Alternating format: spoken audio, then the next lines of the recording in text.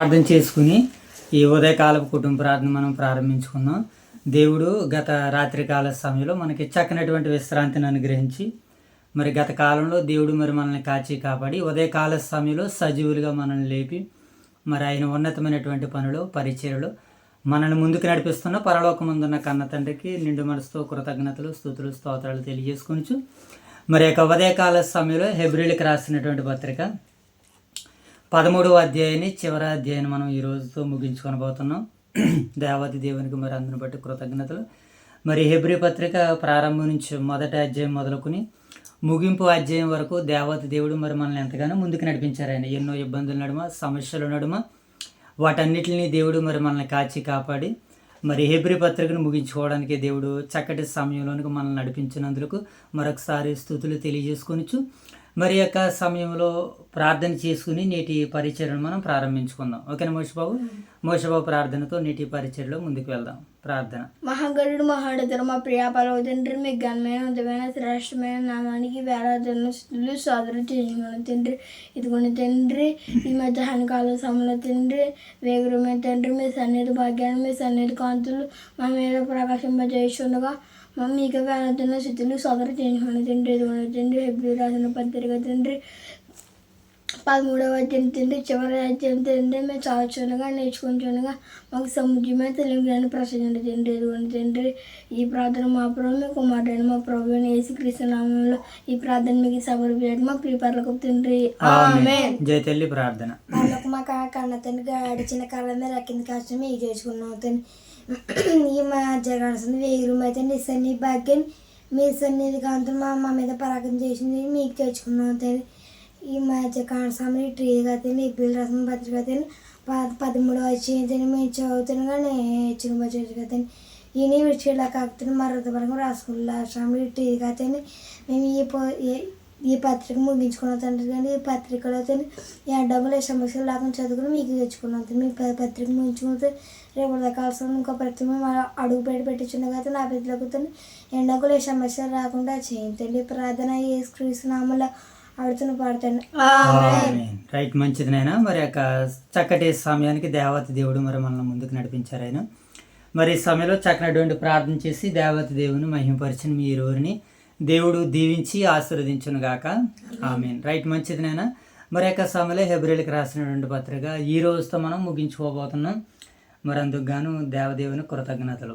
ఎందుకనంటే ఈ హెబ్రీ పత్రిక ప్రారంభం నుంచి మరి ఇప్పటి వరకు మరి ఏ అడ్డంకులు ఏ ఆటంకాలు సమస్యలు లేకుండా ప్రారంభించినది మొదలుకొని ముగింపు వరకు దేవుడు మరి మనల్ని క్రమమైనటువంటి రీతిలో నడిపించారు. అలాగే హెబ్రీ పత్రిక నుంచి కొంత దైవ ధ్యానాన్ని మనం నేర్చుకున్నాం. హెబ్రీ పత్రిక మీద ఒక అవగాహన మనకు వచ్చింది. అలాగే హెబ్రీ పత్రికలో ఉన్నటువంటి కొన్ని వర్తమానాలను మనం విన్నాం, కొన్ని ధ్యానాలను నేర్చుకున్నాం. అవును కదా. ఈ హెబ్రీ పత్రికలో ఉన్నటువంటి మూలాలు ఏంటో మనం తెలుసుకున్నాం. ఈ హెబ్రీ పత్రిక ఎవరికి వ్రాయబడిందో తెలుసుకున్నాం. ఈ హెబ్రీ పత్రికలో యేసుక్రీస్తుల వారి యొక్క గొప్పతనం ఏ రీతిగా వ్రాయబడిందో చదువుకున్నాం. అలాగే ఈ హెబ్రీ పత్రికలో బలుల వ్యవస్థ ఎలాంటిదో మనం చూసాం. ఈ హెబ్రీ పత్రికలో విశ్రాంతి దినం ఎలాంటిదో మనం చూసాం. ఈ హెబ్రీ పత్రికలో రక్షణ ఎలాంటిదో మనం చూసాం. ఈ హెబ్రీ పత్రికలో దేవదూతల కంటే యేసుక్రీస్తుల వారు ఎంత గొప్పవారో చూసాం. కనుక మనం వినినటువంటి సంగతులు విడిచిపెట్టి అటు ఇటు కొట్టుకొని పోకుండానట్లు జాగ్రత్తగా ఉండేటట్టుగా కొన్ని లేఖన భాగాలు చూసాం. అలాగే విశ్వాస వీరుల జాబితా పట్టికని చూసాం. అవును కదా. సాక్షి మేఘాన్ని చూసాం. ఎంత గొప్ప సాక్షి సమూహము మేఘం వలె మనను ఆవరించి ఉన్నందున.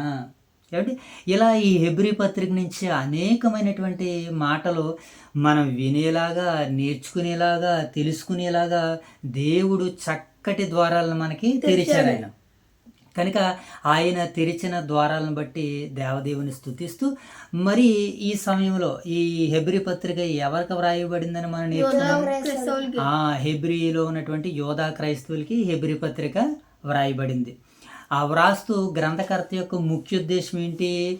వీళ్ళకి ఎదురవుతున్నటువంటి హింసల్లో నుంచి, కష్టాల్లో నుంచి, శ్రమల్లో నుంచి వీళ్ళు ఏం చేయాలి అనుకున్నారంటే క్రీస్తు ప్రభుల వారిని వదిలిపెట్టి మరలా లోకంలోనికి, అనగా వారు ముందు దేని నుంచి అయితే అనుసరించి క్రీస్తు దగ్గరికి వచ్చారో క్రీస్తుని వదిలి మరలా మూలపాఠాల వైపుకి వెళ్ళిపోవాలనుకున్నారు కదా వాళ్ళు. అవును కదా, వాళ్ళందరూ ఎక్కడికి వెళ్ళిపోవాలనుకున్నారు?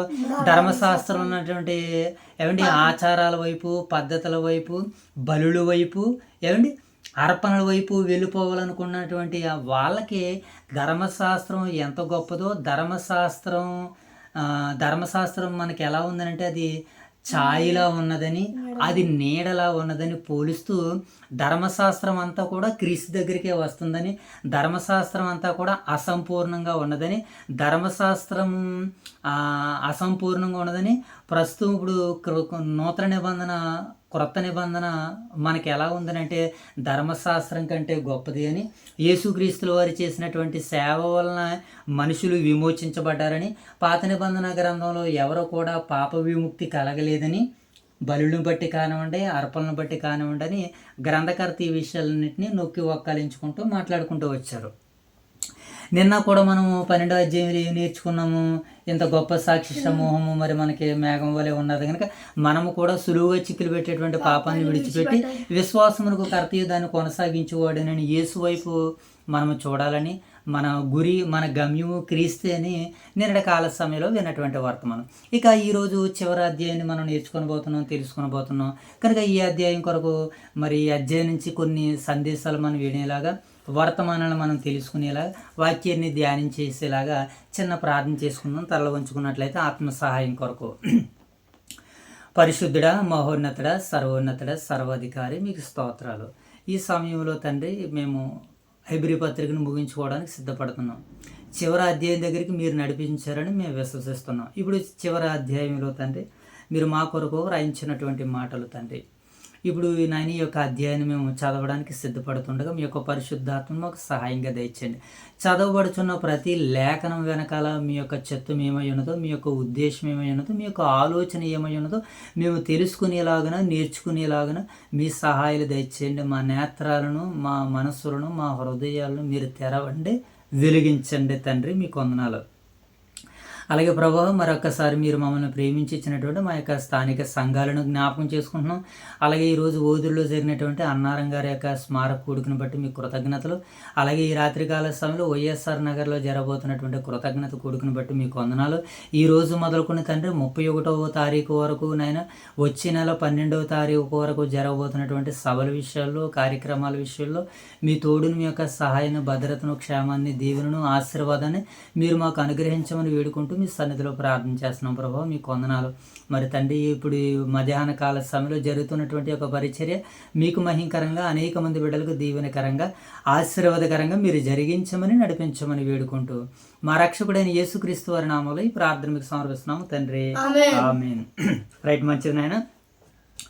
మరి చక్కటి సమయంలో హెబ్రీయులకు రాసినటువంటి పత్రిక ఎన్నో అధ్యాయం మోషబాబు? 13వ అధ్యాయాన్ని, చివరి అధ్యాయాన్ని మనము నేర్చుకునేటువంటి ప్రయత్నాలు చేద్దాం. ముందుగా ఈ అధ్యాయ నేపథ్యాన్ని మనం చూద్దాం. ఏం చూద్దాం మోషబాబు?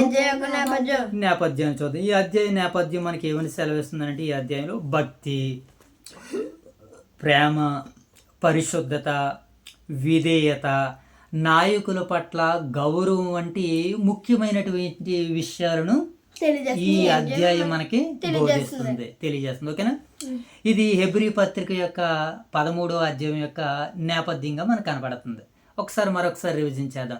ఈ హెబ్రీ పత్రిక 13వ అధ్యాయం నేపథ్యం ఏంటంటే, ఈ నేపథ్యంలో మనకి దీంట్లో భక్తి గురించి, అలాగే ప్రేమ గురించి, పరిశుద్ధత గురించి, విధేయత గురించి, అలాగే నాయకుల పట్ల గౌరవం గురించి, ఇలా ముఖ్యమైనటువంటి విషయాలను ఈ 13వ అధ్యాయము బోధిస్తుంది. ఈ 13వ అధ్యాయం మనకి నేపథ్యంగా తెలియజేస్తుంది. ఇక ఈ హెబ్రీ పత్రిక ఎవరికి వ్రాయబడిందని మనం ప్రారంభం నుంచి యోధా క్రైస్తవులకి వ్రాయబడింది. వారు హింసలు, శ్రమలు, కష్టాలు, పరీక్షలు ఎదుర్కొనడంతో రచయిత వీరిని ఏం చేస్తానంటే పురుకొల్పడానికి, క్రీస్తులో వారిని నిలబెట్టడానికి మరి ఈ హెబ్రీ పత్రికని గ్రంథకర్త, రచయిత మరి వ్రాయడం జరిగింది. ఈ అధ్యాయంలో ఆచరణాత్మక క్రైస్తవ జీవితం ఎలా ఉండాలో బోధిస్తున్నాడు. ఆచరణాత్మక క్రైస్తవ జీవితం ఎలా ఉండాలో ఈ అధ్యాయంలో బోధిస్తున్నారండి. ఓకేనా, ఇది నేపథ్యానికి సంబంధించినటువంటి భాగం. ఇప్పుడు నేపథ్యాన్ని ముగించుకున్నాం. ఈ అధ్యాయ సారాంశంలోనికి వెళ్ళే ప్రయత్నాలు చేద్దాం. ఓకేనా మోషి బాబు? ఇక ఈ అధ్యాయంలో ఎన్ని వచనాలు ఉన్నాయో మనం చదువుకున్నాం. 25 వచనాల మోషి బాబు. రైట్. ఇప్పుడు 25 వచనాలని ఒక 4 భాగాలుగా మాట్లాడుకునేటువంటి ప్రయత్నాలు చేద్దాం. ఎన్ని భాగాలు నాయన? 4 భాగాలు. ఎన్ని భాగాలమ్మా? సరే, ఒక 5 భాగాలుగా మనం మాట్లాడుకునేటువంటి ప్రయత్నాలు చేద్దాం. 5 భాగాల్లో మొదటి భాగం మనం చూస్తున్నాడు మొదటి 1వ వచనం నుంచి 6వ వచనం వరకు. ఇది మొదటి భాగం.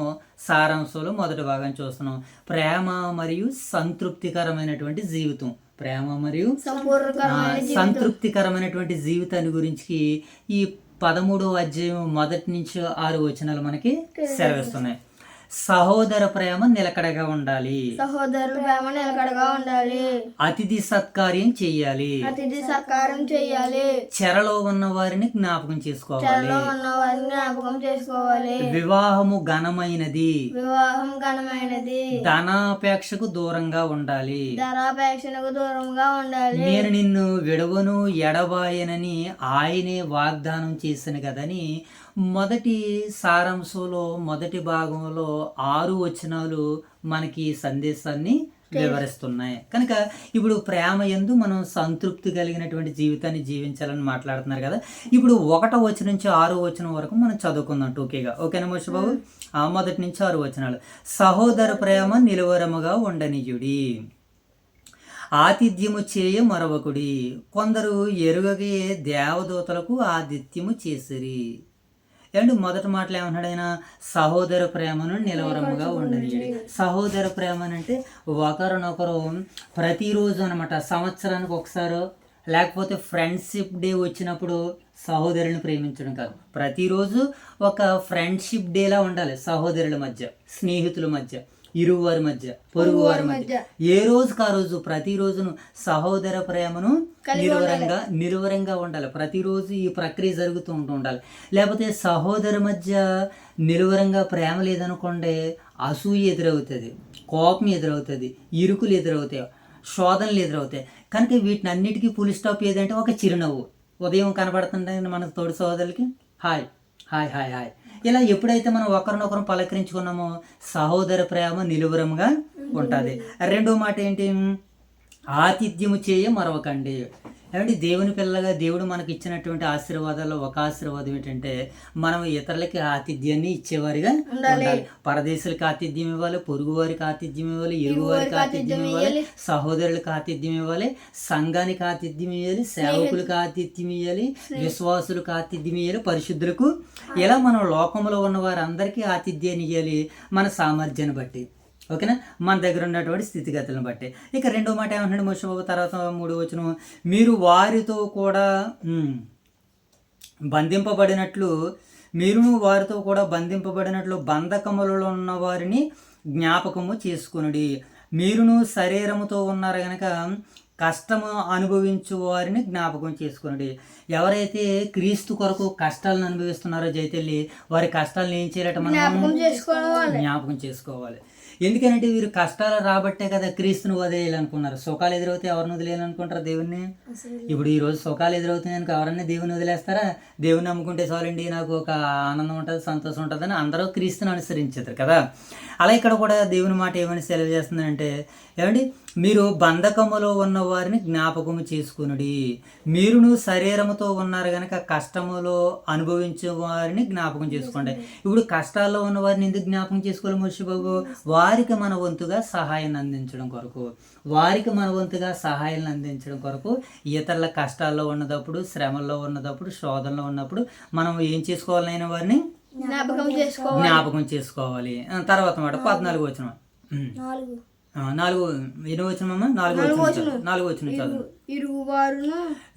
ఏమండి, వారిని జ్ఞాపకం చేసుకొనుడి. వివాహం అన్ని విషయంలో ఏంటట? ఘనమైనది. దేవుడు యొక్క వివాహ వ్యవస్థని ఇక్కడ చెబుతున్నాడు అనమాట. వివాహం ఎలాంటిది అంటే ఘనమైనది, అన్నింటికీ ఘనమైనది గనక ఈ కార్యాన్ని ఎలా చేయాలంటే ఘనముగా చేయాలంటున్నాడు దేవుడు. ఓకేనా. వివాహం అన్ని విషయములో ఘనమైనది గాను పాన్పు నిష్కలమైనది గాను ఉండవలను. వేశ్య శాంగులకును వ్యభిచారులకును దేవుడు తీర్పు తీర్చును. ధనాపేక్ష లేని వారే మీకు కలిగిన వాటితో తృప్తి పొంది ఉండుడి. ధనాపేక్ష లేని వారే మనం ఎలా ఉండాలంటే చైతల్లి తృప్తి పొంది ఉండాలి. కనుక ఈరోజు మనకి తృప్తి లేదని అంటే మనం వేటి కొరకు ఆశపడుతున్నాం. ఆశపడేవారుగా ఉండకూడదు. మనం తృప్తి కలిగినటువంటి జీవితాన్ని జీవించాలి.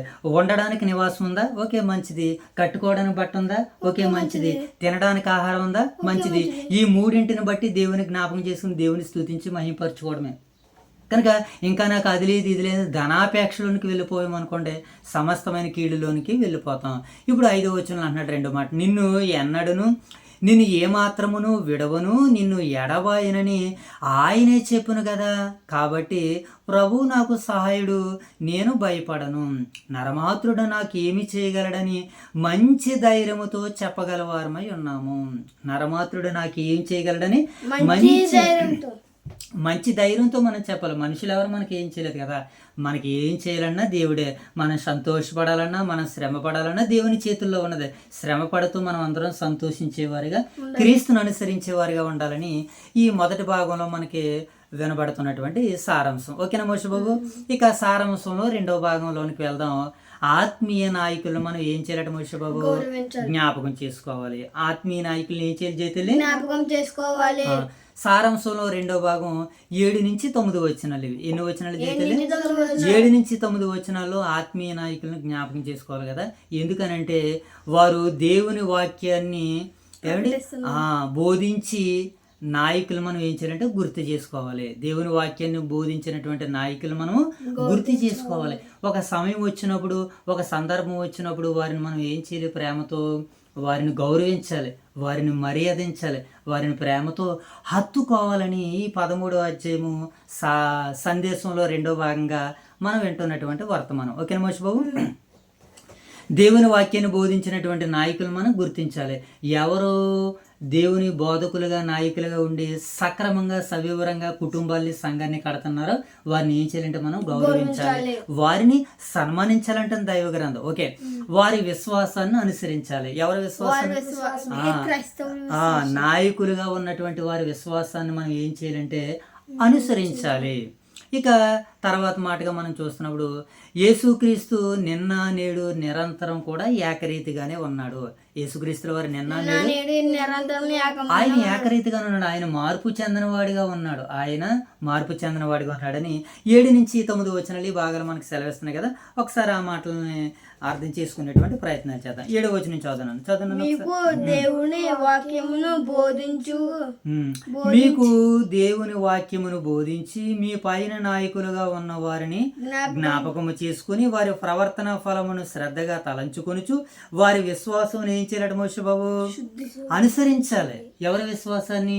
మనకి పైన నాయకులుగా ఉన్నటువంటి వారి విశ్వాసాన్ని అనుసరించాలి. ఎందుకనంటే వారు మనల్ని దైవికంగా నడిపిస్తున్నారు కనుక. వారు మనల్ని ఎలా దైవికంగా నడిపిస్తున్నారో మనకు అర్థమవుతే మనము కూడా ఇతరులని దైవికంగా నడిపించగలం. అవును కదా. అందుకనే మన పైన నాయకులుగా ఉన్నటువంటి వారి విశ్వాసాన్ని మనం ఏం చేయాలి? అనుసరించాలి. మన దైవ సేవకులు ఎలా ప్రార్థన చేస్తారు, వారు ఎలా వాక్యాన్ని చదువుతారు, వారు ఎలా వాక్యాన్ని వివరిస్తారు, మనం వారి యొక్క విశ్వాసాన్ని అనుసరిస్తే మనము కూడా సేవ ఎలా చేయాలో, మనము కూడా ఎలా జీవించాలో మనకి కూడా కొంత సమాచారము తెలుస్తుంది. ఎవరిని బట్టి? నాయకులను బట్టి. ఇప్పుడు 8వ వచనం చదువు. యేసుక్రీస్తు నిన్న నేడు నిరంతరము ఏకరీతిగా ఉన్నాడు. అవును, యుగ యుగములకును ఒకటే రీతిగా ఉన్నాడు. తర్వాత మాట, నానా విధములైన అన్య బోధనల చేత త్రిప్పబడుకుడి. భోజన పదార్థమును బట్టి కాక కృపను బట్టి హృదయమును స్థిరపరుచుకునుట మంచిది. భోజనమును బట్టి ప్రవర్తించే వారికి ఏ ప్రయోజనము కలగలేదు. మనకు ఒక బలిపీఠం ఉన్నది.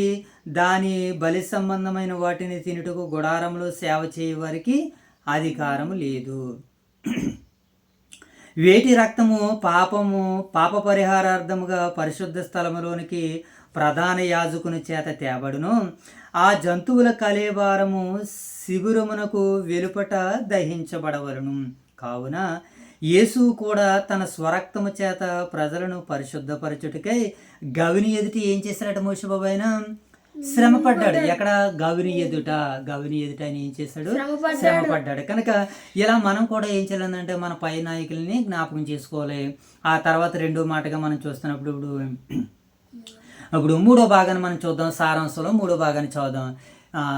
యేసు క్రీస్తు ఏమండి క్రీస్తు కొరకు సమర్పణ కలిగినటువంటి జీవితం. ఇక సారాంశంలో మూడో భాగాన్ని మనం చూస్తున్నప్పుడు 10 నుంచి 16 వచనాలు. ఎన్ని మోషే బాబు? 10 నుంచి 16 వచనాలు. 10 నుంచి 16 వచనాల్లో మనకి క్రీస్తు కొరకు సమర్పిత జీవితం మనకి ఇక్కడ కనబడుతుంది. యేసుక్రీస్తుల వారికి ఎవరైతే తమ జీవితాన్ని, తమ మనసును, తమ యొక్క శరీరాన్ని, తమ యొక్క ఆత్మను ఎవరైతే జీవితంతో ఆయనకి సమర్పించుకుంటారో ఆ వ్యక్తుల జీవితాల గురించి ఇక్కడ ప్రస్తావించబడుతుంది. 10 నుంచి 16 వచనాలు మనం చదువుకుందాం ఒకసారి. 13 వచనం చదువుకోవాలి. ఓకే. కాబట్టి మనం ఆయన నిందను భరించుచు శిబిరము వెలుపలికి ఆయన యొద్దకు వెళ్ళుదుము. నిలువరమైన పట్టణం మనకి ఇక్కడ లేదు కానీ ఉండబోచున్న దానికోసము ఎదురు చూచుచున్నాము. కాబట్టి ఆయన ద్వారా మనము దేవునికి ఎల్లప్పుడూ స్తుతియాగము చేయుదుము, అనగా ఆయన నామమును ఒప్పుకొనుచు జీవా ఫలము అర్పించుదుము. ఏమండి ఏం చేయాలట మోషే బాబు? జీవ ఫలము అర్పించదుము. ఉపకారమును ధర్మమును చేయుట మర్చిపోకుండా అట్టి యాగములు దేవునికి ఇష్టమైనవి. దేవునికి ఇష్టమైనవి ఏంటో ఇక్కడ మనం ఇంతవరకు విన్నాం కదా. ఏమండి ఉపకారమును ధర్మమును చేయుట మర్చిపోకుండా అటివి దేవునికి ఇష్టమైనవాట. కనుక దేవునికి ఇష్టమైనవి ఏవైతే ఉన్నావో అవి చేయాలి. అదే అంటున్నాడు కదా, క్రీస్తు కొరకు సమర్పించినటువంటి జీవితము. ఒక వ్యక్తి జీవితము క్రీస్తుకు సమర్పించబడిందని మనం చెప్పడానికి మనం అందరం కూడా ఎలా ఉండాలంటే, ఇదిగో ఉపకారం చేయాలి, ధర్మం చేయాలి, దానం చేయాలి, ప్రేమించాలి అని కొన్ని సెంటెన్స్ మనకి ఇక్కడ తెలియజేయబడుతున్నాయి. కనుక మనం అందరం కూడా ఎలా ఉండాలంటే మోషే బాబు, ఉపకారమును ధర్మమును మర్చిపోకుండా అట్టి యాగములు దేవునికి ఇష్టమైన వాటి. వ్యక్తులకి ఎవరికే కాదు, వ్యక్తులు కూడా మనకి పేర్లు పెడతారు. ఇదిగో వాళ్ళకి తిట్టని వీళ్ళని తిట్టని సెల్ తీసుకుని ఫోటోలు తీసుకుని ఏం చేస్తున్నారంటే వీళ్ళందరూ కూడా పేపర్ వేసుకుంటున్నారండి అని మనం హేళన చేస్తారు, ఎగతాళి చేస్తారు. ఓకే, మనల్ని ఎవరు ఎగతాళి చేసినా హేళన చేసినా మనం ఏం చేయాలి?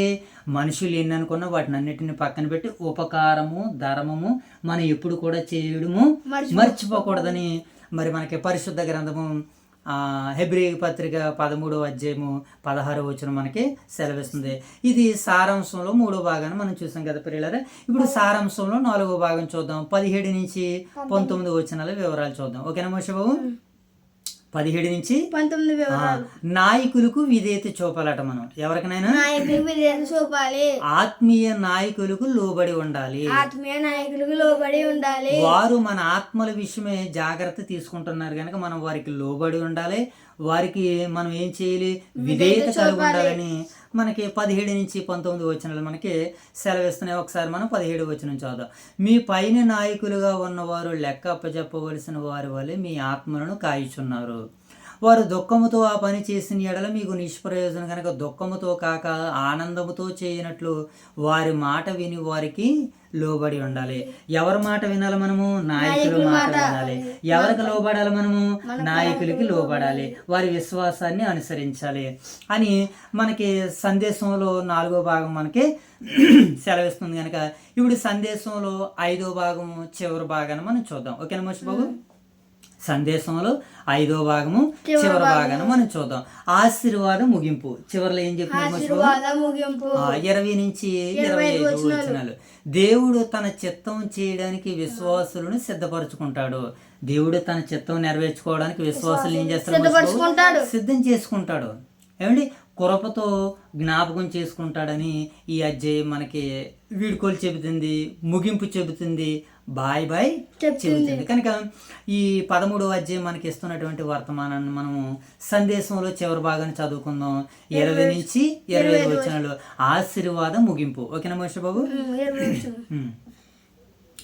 చదువున్నాను. గొర్రెల గొప్ప మనం 18 వచనం చదువుకోలేదు కదా. 18 మా నిమిత్తము ప్రార్థన చేయడి, మేము అన్ని విషయములో యోగ్యముగా ప్రవర్తింపగోరుచు మంచి మనస్సాక్షి గలవారమని నమ్ముకొనుచున్నాము.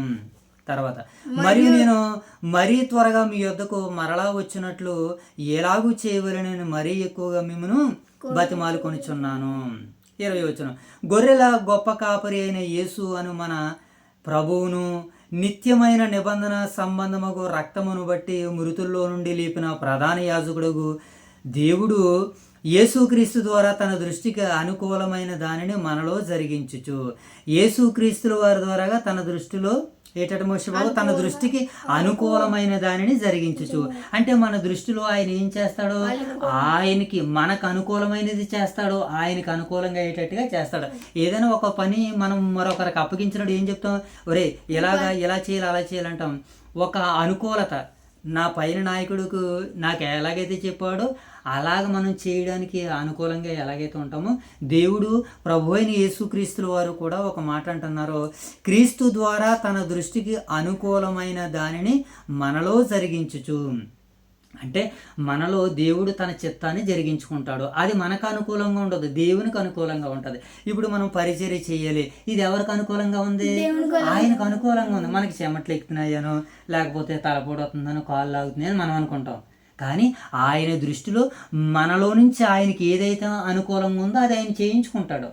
ఇది ఇప్పుడు మన ద్వారా ఈ పరిచర్య ఆయన జరిగిస్తున్నాడు, మనం విశ్వసిస్తున్నాం. దేవా మీ మహిమ కొరకు మేము సిద్ధంగా ఉన్నామని మనం ఈ సందర్భంలో చెప్పుకున్నాం. క్రీస్తు ద్వారా తన దృష్టికి అనుకూలమైనది ఏదో ఆయన మనలో జరిగించుచు ప్రతి విషయంలోనూ తన చిత్త ప్రకారము చేయుటకు మిమ్మల్ని సిద్ధపరచును గాక. ఆయన మన ద్వారాగా సత్కార్యాలు చేయాలనుకుంటున్నాడు, అందుకనే దేవుడు మనల్ని సిద్ధపరుస్తున్నాడు. ఉదయం లేవాలి, దేవుడు మనల్ని సిద్ధం చేస్తున్నాడు. ఎందుకు? సాయంత్రం కార్యక్రమం ఉంది, సాయంత్రం సిద్ధపరుస్తున్నాడు, ఉదయం కార్యక్రమం ఉందని. ఇప్పుడు ఉదయం దైవ సేవకులు ఫోన్ చేస్తారు, సతీష్ అన్నయ్య గారు ఫోన్ చేశారు, బాబు ఇక్కడ ప్రార్థన సమయానికి మీరు రావాలి అని దైవ సేవకులు. మరలా సతీష్ కిరణ్ గారు, మరలా మణికుమార్ గారు, ఇలా మనం ఒకరికొకరు ఏం చేస్తారు, సిద్ధపరుస్తున్నారు. ఇదిగో రాబోతున్నటువంటి ఈరోజు సోమవారం కొత్తల అన్నారం గారి గృహం దగ్గర ప్రార్థన సిద్ధపాటు, దాన్ని పురస్కరించిన సాయంత్రం పులిదిన రాజధాని గారి కృతజ్ఞత కూడిక, దాన్ని పురస్కరించుకుని నరసాపూర్పేటలో బహిరంగ సభ, అక్కడ ప్రార్థన. అంటే నైట్ రాత్రితో ముగించింది. అంటే ఈ కార్యాలన్నీ చేయడానికి దేవుడు మనల్ని ఏం చేస్తున్నాడు, సిద్ధపరుచుకున్నాడు. ఇప్పుడు ఎలాగే హెబ్రీ పత్రికను ఎవరైతే చదువుతున్నారో వారి కొరకు, అలాగే అంతకుముందు హెబ్రీ పత్రికలో ఉన్నటువంటి వాళ్ళందరినీ కూడా వారి కష్టాల్లోనికి, శ్రమల్లోనికి, శోధలోనికి వెళ్ళిపోతున్నటువంటి వారందరినీ మరలా పిలుస్తూ యేసుక్రీస్తుల వారు ఏమని తెలియజేస్తున్నాడని చెప్తున్నాడు ఇక్కడ గ్రంథకర్త. క్రీస్తు ద్వారా తన దృష్టికి అనుకూలమైన దానిని మనలో జరిగించుచు ప్రతి మంచి విషయంలోనూ తన చిత్త ప్రకారము జరిగించుటకు మిమ్మల్ని సిద్ధపరచును గాక. యేసుక్రీస్తు యుగయుగములకు మహిమ కలుగును గాక. ఆమేన్. సహోదరులారా, మీకు సంక్షేపముగా వ్రాసి ఉన్నాను గనక ఈ హెచ్చరిక మాటను సహించిడి. ఈ మాటలు ఏంటంటే మోషబాబు, హెచ్చరిక మాటలు. ఈ హెచ్చరిక మాటలు ఏం చేయాలి, మనము సహించాలి. సహనం కలిగి మనము ఉండాలి, ఓర్పు కలిగి ఉండాలి. గాలి వేయట్లేదు, ఒక బస్సు వస్తుంది, అయినా సరే మనకి ఏముండాలి, ఇప్పుడు ఓర్పు ఉండాలి, సహనం ఉండాలి. ఎందుకంటే దేవుని గొప్ప వాగ్దానాలు మనం పొందుకోవాలంటే మనకి ఓర్పు అవసరమై ఉన్నది. దేవుని వాగ్దానాలు పొందుకోవాలంటే ఓర్పు సహనము, ఓర్పు సహనాలు అవసరం. అంటే ఓర్పు సహనాలు అవసరము, లేకపోతే క్లాసులు మనకి జరగవు, లేకపోతే మనము ఈ ఉదయకాల ప్రార్థన మనం చేయం, రాత్రికాల ప్రార్థన మనం చేయం, ఎగ్గొడేస్తాం, ఎక్కడెక్కడో తిరుగుతాం. కనుక దేవుడు అందుకని ఏం చేస్తాడు, ఆయన తన మహిమ కొరకు మనల్ని వాడుతున్నాడు, ఆయన సిద్ధపరుస్తున్నాడు. మనం ఏం చేయాలంటే ఈ హెచ్చరిక మాటని ఏం చేయాలి, మనం ఇప్పుడు సహించాలి. ఇప్పుడు ఈ పరిచర్యను మనం ఏం చేయాలి, సహించాలి. ఈ పరిచర్య జరగాలంటే కొన్ని ఇబ్బందులు ఎదురవుతాయి, కొన్ని సమస్యలు ఎదురవుతాయి, కొంత ఆనందం మిస్ అవుతుంది, కొంత సంతోషం మిస్ అవుతుంది. కనుక ఇప్పుడు వీటన్నిటికి మనం ఏం చేయాలి, ఈ హెచ్చరిక మాటలు మనం కొంత సహించాలి. అదే కదా అంటున్నాడు. సహోదరులారా, మీకు సంక్షేపముగా వ్రాసి ఉన్నాను కనుక ఈ హెచ్చరిక మాటలు ఏం చేయాలట, సహించవలని మిమ్మల్ని వేడుకొనుచున్నాను. మన సహోదరుడైన తిమోతికి విడుదల కలిగిందని తెలుసుకున్నాడు. అతడు శీఘ్రముగా వచ్చిన ఎడల అతనితో కూడా వచ్చి మిమ్మను చూసేదను. మీ పైన నాయకులు అయిన వారందరికీ ఈ అధ్యాయంలో 3 సార్లు చెప్తున్నాడు, నాయకులు. కనుక మనకి నేడు ఎవరైతే స్థానిక సంఘాల్లో నాయకులుగా ఉన్నారో వారి మాటలకు మనం ఏం చేయాలి, లోబడాలి. వారికి ఏం చేయాలి, మనం విధేయత చూపాలి. ఏం చేయాలి, మనం వారికి విధేయత చూపాలి, లోబడాలి, వారి మాట వినాలని ఇక్కడ ఈ హెబ్రీ పత్రిక 12వ అధ్యాయం మనకి 13వ అధ్యాయం సెలవు. మీ పైన నాయకులుగా ఉన్న వారికి పరిశుద్ధులందరికీ నా వందనములు చెప్పుడి. ఇటలీ ఇంటి వారు మీకు వందనములు చెప్తున్నారు, కృప మీ అందరికీ తోడైందును గాక ఆమేన్. కనుక మరి ఈ అధ్యాయంలో ఈ 12వ అధ్యాయం నేపథ్యం చూసాం, మనము సారాంశం చూసాము. ఇక చివరిగా ఈ అధ్యాయం యొక్క సందేశాన్ని మనం చదివేసుకుని ముగించేసుకుందాం. ఓకేనా మోష బాబు? ఈ అధ్యాయం యొక్క సందేశం ఏంటని జాగ్రత్తగా మనం లేఖనాలు చూసినప్పుడు, ప్రేమతో జీవించాలి. మనం ఎలా జీవించాలి? మనము మరి ఎలా జీవించాలంటే మన ప్రేమతో, కోపంతో జీవించకూడదు, పగతో అసలే జీవించకూడదు, మన ప్రాణాలకే ప్రమాదం. కనుక మన ప్రాణాలు నిత్యము సంతోషంగా ఆనందంగా ఉండాలంటే మనము ప్రేమతో జీవించాలి. మనం ఇంకేం చేయాలంటే పరిశుద్ధతను కూడా కాపాడుకోవాలి. ఓకేనా మోష బాబు? ధనాశకు దూరంగా ఉండాలి. దేనికి మోష బాబు? ఆత్మీయ నాయకులను గౌరవించాలి. యేసు మార్పు లేని రక్షకుడు, దేవుడు. ఓకేనా? స్తుతి మరియు సేవ దేవునికి ఇష్టమైనటువంటి బలుడు. దేవునికి ఇష్టమైనటువంటి బలి ఏంటి మోష బాబు? స్తుతి మరియు సేవ దేవునికి ఇష్టమైనటువంటి బలుడు. ఇది సందేశం. ఇక ఈ అధ్యాయం యొక్క వివరాలకు వెళ్దాం. ఈ అధ్యాయం యొక్క వివరాలకు మనం వెళ్ళినప్పుడు, ఈ అధ్యాయము విశ్వాసి జీవితానికి ఆచరణాత్మక మార్గదర్శి అని ఈ అధ్యాయం మనకి సెలవిస్తుంది. ఓకేనా? ఈ అధ్యాయం ఏంటి మోష బాబు? ఆ విశ్వాస జీవితానికి ఆచరణాత్మక మార్గదర్శకత్వాన్ని చూపిస్తుంది. ఒకటే, విశ్వాసం మాటల్లో కాకుండా క్రియల్లో చూపించాలి. ఓకేనా? ప్రేమలో, విధేయతలో, పరిశుద్ధతలో, సేవలో మనము కనిపించాలి. ఇది మనకు నేర్పిస్తున్నటువంటి పాఠం. కనుక ఇంతవరకు ఈ హెబ్రీ పత్రిక 13వ అధ్యాయం ద్వారా మనం కొన్ని మాటలు విన్నాం కదా, నేర్చుకున్నాం కదా. మరి నేర్చుకున్న ఈ మాటలని దేవుడు మన అందరి వినికిడిలో 30 దంతులుగాను, 60 దంతులుగాను, 100 దంతులుగాను ఫలింపజేయాలని దేవత దేవుని వేడుకుందాం, కోరుకుందాం. ప్రార్థన తరలో ఉంచండి. మహాగణుడ, మహోన్నతుడ, సర్వోన్నతుడ, జీవము గల మా తండ్రి, మీ ప్రేమకే కృతజ్ఞతలు. తండ్రి, ఈ సమయంలో హెబ్రీలకు రాసినటువంటి పత్రిక 13వ అధ్యాయం ద్వారా మీరు మాతో మాట్లాడారు. తండ్రి, విన్న వాక్యం ఆ వినికిడిలో ఫలింపజేయండి. ఈ వాక్యం ఎంతమంది అయితే వినబోతున్నారో వినబోతున్న శ్రోతలకి మీ సహాయాలు దయచేయమని వేడుకుంటున్నాం. ఈ పరిచర్య కొరకు వారు ఎంతైతే సమయాన్ని, కాలాన్ని, ధనాన్ని, సమయాన్ని హెచ్చిస్తున్నారో రెట్టింపుని వారికి జీవిత కాలాల్లో సమయాన్ని మీరు వారికి అనుగ్రహించమని వేడుకుంటూ ప్రార్థిస్తున్నాం తండ్రి. ప్రభావం మరి దినము తండ్రి, మీ అందు నిద్రించిన కత్తుల అన్నారం గారి యొక్క కార్యక్రమం తండ్రి, మొదటి నాయన తండ్రి స్మారక కూడికి మీకు మహిమకరంగా జరిగించారు. ఆ కుటుంబాన్ని మరి నిద్రించినటువంటి ఆ కుటుంబానికి ఓదార్పును, ధైర్యాన్ని, సహాయాన్ని తెచ్చండి. కూడికిని ఏర్పాటు చేసినటువంటి కుటుంబాన్ని దీవించండి. కూడికి వచ్చినటువంటి పరిశుద్ధులందరినీ ఆశీర్వదించమని వేడుకుంటూ తండ్రి, ఈ దినంలో తండ్రి ఈ రాత్రికి నాయన తండ్రి పులిదిన రాజు గారి దగ్గర గృహం నందు నాయన కృతజ్ఞత కూడికి సిద్ధం చేశారు ప్రభావ, అది మీకు మహిమకరంగా జరిగించండి. అలాగే నర్సాపూర్పేటలో బహిరంగ సభలు తండ్రి 2 రోజులు సిద్ధం చేశారు ప్రభావ, అవి కూడా మీ మహిమకరకు జరిగించమని వేడుకుంటూ తండ్రి, ఎంతవరకు మీరు జరిగించిన చక్కటి పరిచర్ని బట్టి నాయన మేము మనసారా స్తుతులు, స్తోత్రాలు తెలియజేసుకుని మరొకసారి మా యొక్క స్థానిక సంఘాలు ఓదురు వైఎస్ఆర్ నగర్లో ఉన్నటువంటి సంఘాన్ని, సంఘ బిడ్డలను, సేవకుల కుటుంబాలను, పెద్దల కుటుంబాలను దీవించి ఆశీర్వదించమని మా ప్రభు అయిన యేసుక్రీస్తు వారి నామములో ఈ ప్రార్థన మీకు సమర్పిస్తున్నాం తండ్రి. అందరికీ వందనాలు. Okay, God bless you.